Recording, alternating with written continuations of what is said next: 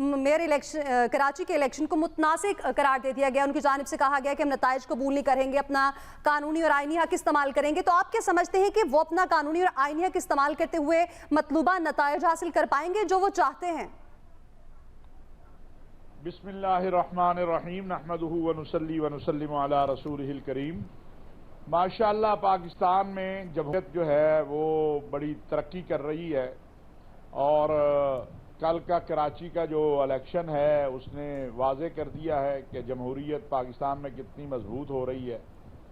और यहाँ वैसे कोई आइन, कोई दस्तूर, कोई कानून, कोई पार्लिमान, कोई अदलिया, कोई चीज़ मौजूद है। ये हमारे जो चीफ इलेक्शन कमिश्नर साहब हैं, मुझे नहीं पता, लेकिन अरबों में इलेक्शन कमीशन का जो है ना जी, अरबों में अखराजात हैं इलेक्शन कमीशन के। अगर इलेक्शन कमीशन मेंबरान को इलेक्शन के लिए नहीं ला सकता, पूरी कायनात देख रही है जो कुछ कराची में हुआ है, उस पर इलेक्शन कमीशन एक्शन नहीं लेता, तो फिर मेरा ख्याल है चीफ इलेक्शन कमिश्नर साहब से एक दरखास्त करनी चाहिए कि वो आइंदा सूबाई और कौमी असम्बलियों के इलेक्शन करवाने की बजाय कर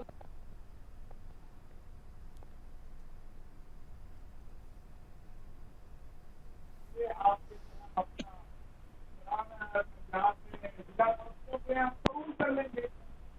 कल का इलेक्शन यही बताता है, छोड़िए दामती या नहीं दामती या ताकत या कुव्वत के बाद की बातें हैं। क्या पाकिस्तान में कोई शख्स कह सकता है कि ये इलेक्शन कमीशन ने अपना काम पूरा किया है जो,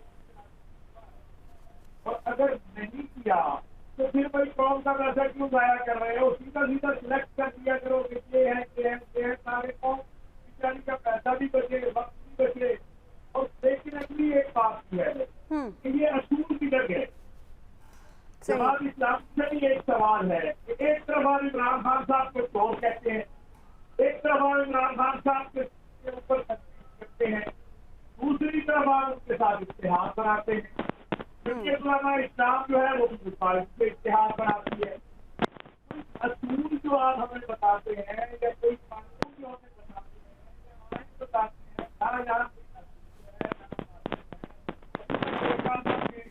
हाफिज साहब, आपकी ऑडियो में शायद कुछ मसला है, हम ये मसला रिजॉल्व करने के बाद दोबारा आपका कमेंट लेते हैं। रमीज साहब, आप क्या कहेंगे इस हवाले से? असूली सियासत की बात हमेशा सिराजुल हक साहब ने की है, जमात इस्लामी ने की है, लेकिन अगर मेयर इलेक्शन की बात की जाए तो यहाँ पर इनके असूल फिर कब कहाँ गए? जैसे कि अभी हाफिज ताहिर अशरफी साहब भी यही कह रहे थे कि जी पहले तो ये इत्तेहाद के लिए राजी नहीं थे, बुरा कहते हैं पीटीआई को, अब इत्तेहाद भी कर लिया और फिर अब इलेक्शन को भी मुतनाज़ करार दे दिया है, नताइज भी नहीं मान रहे, तो आगे क्या देख रहे हैं आप? देखिए जी, बुनियादी तौर पे मेरा ख्याल थोड़ी सी ज़रा मज़ाक़ की सूरत हाल इसलिए है कि पाकिस्तान पीपल्स पार्टी जो जिस गवर्नमेंट के अंदर है उसके अंदर उनके एक कोएलिशन पार्टनर MQM है, जिन्होंने पाकिस्तान पीपल्स पार्टी पे जरी मैंडरिंग यानी कि अपनी मर्जी की हल्का बंदियों का इल्ज़ाम लगाया।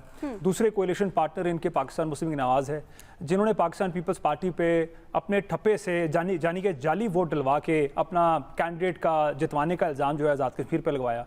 तो मेरा ख्याल पाकिस्तान पीपल्स पार्टी को अपना ट्रैक रिकॉर्ड थोड़ा सा क्लीन करने की ज़रूरत है, क्योंकि ये दोनों जो इल्ज़ामात हैं ये किसी पराई की तरफ से नहीं, अपने कोएलिशन पार्टनर्स की तरफ से लगे हैं। जहाँ तक बात कराची के इलेक्शंस की है तो मेरे ख्याल इसी स्टूडियोज़ में बैठ के गुज़श्ता हफ्ते मैंने कहा था कि पाकिस्तान पीपल्स पार्टी इलेक्शंस जीत इसलिए जाएगी क्योंकि वो जिस तरह से इलेक्शंस की प्री प्लानिंग करते हैं, उस प्लानिंग के अंदर अगर तो election commission of Pakistan directly intercept नहीं करता, जो अभी तक किसी इलेक्शंस में नहीं किया, तो फिर पाकिस्तान पीपल्स पार्टी के लिए कोई रोक टोक नहीं है। और दूसरी तरफ जिस तरह से पाकिस्तान तहरीक इंसाफ के पत्ते बिखरे हैं और जिस तरह से पाकिस्तान तहरीक इंसाफ के जो लीडर्स हैं वो डीमोरलाइज्ड हैं, और उसके बाद एक डीमोरलाइज होना एक अलहदा बात है, लेकिन यहाँ पे शायद एक और नया मामला खड़ा हो गया है जिसपे ज़िया साहब ने जिसकी तरफ इशारा किया कि ज़रा वो एक गायब ब्लॉक बन गया है। तो मेरे ख्याल इस पूरे मसले का जो जवाब है, यहाँ बैठ के हम स्पेकुलेशंस पे तो बातें कर सकते हैं, लेकिन एक्चुअल जवाब वो 30 से 31 लोग आकर देंगे कि जनाब वो कहाँ पे थे, क्या मामला है, क्यों इल्ज़ाम लगा है कि वो लोग अगवा हैं। क्योंकि देखिए ये बहरहाल एक सीरियस मामला है कि आप 31 लोग गायब करके 192 की मेजॉरिटी रखने वाले जो हैं वो 173 से हार जाते हैं, तो बहरहाल एक सीरियस मामला है। फॉरवर्ड ब्लॉक था, सामने आते अपना जवाब देते। जहाँ तक पाकिस्तान पीपल्स पार्टी का है तो मैं पहले अर्ज कर चुका हूँ, वो हमने सेनेट इलेक्शन में भी देख लिया, आज़ाद कश्मीर में भी देख लिया, और जेरी मेंडरिंग का इल्ज़ाम जो कि MQM ने लगाया उस पर भी देख लिया।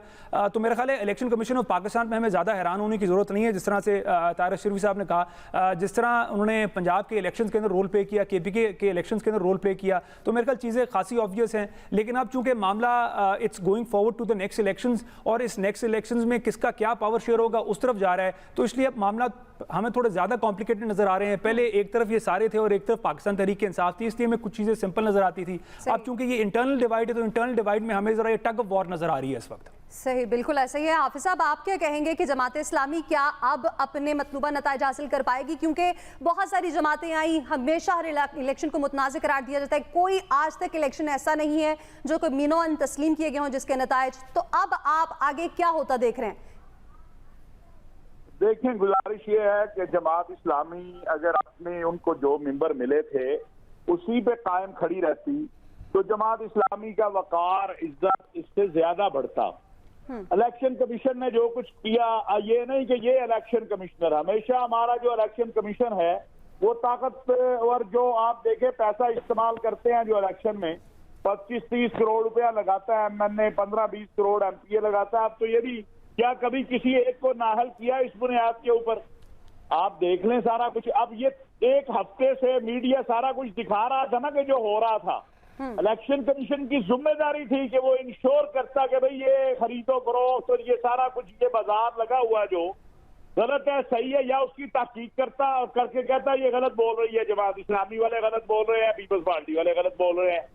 कल 30 मेंबर आए ही नहीं, उनको लाना किसकी जिम्मेदारी थी अगर वो आना चाहते थे? अब आस्ता आस्ता चीजें सामने आ रही हैं, तो जमात इस्लामी को भी सोचना चाहिए कि वो या तो वो फिर एक तय कर लें, जैसे IGI में सारे इकट्ठे हो गए थे कि भाई ठीक है, छोटी बुराई बड़ी बुराई, हमने एक के साथ खड़े होना है।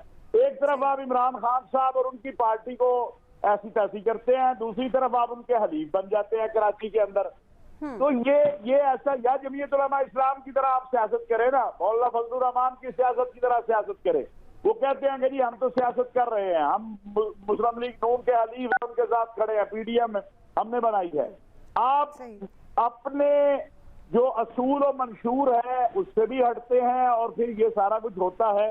मैं समझता हूँ इसमें एक तो लोगों का एतमाद खत्म हो रहा है इस वोट के ऊपर, पब्लिक का एतमाद खत्म हो रहा है कि यार वोट दे भी दो, होना वही है जो सामने आता है। दूसरा, कल के दिन में जो कुछ हुआ है, मैं नहीं समझता कि कोई भी जमहूरियत पसंद या कोई भी जो पाकिस्तान के अंदर इंसाफ की बात करने वाला है, खुद पीपल्स पार्टी के अपने लोग भी ये बात जरूर कह रहे हैं और निजी मजलिसों में कि यार ऐसा नहीं होना चाहिए था। तो जब ये चीफ इलेक्शन कमिश्नर साहब को चाहिए वो कौम को बताएं कि क्या हुआ है कराची में, कितना दुरुस्त है कितना गलत है, जमात इस्लामी प्रोपेगेंडा कर रही है या दुरुस्त हो रही है। और सिराजुल हक साहब को भी चाहिए कि वो भी अपनी एक सिमत मुतय्यन करें, क्योंकि पाकिस्तान में मजहबी कुव्वतों का तो पहले ही जो हाल है वो बुरा है। सही, बिल्कुल आप सब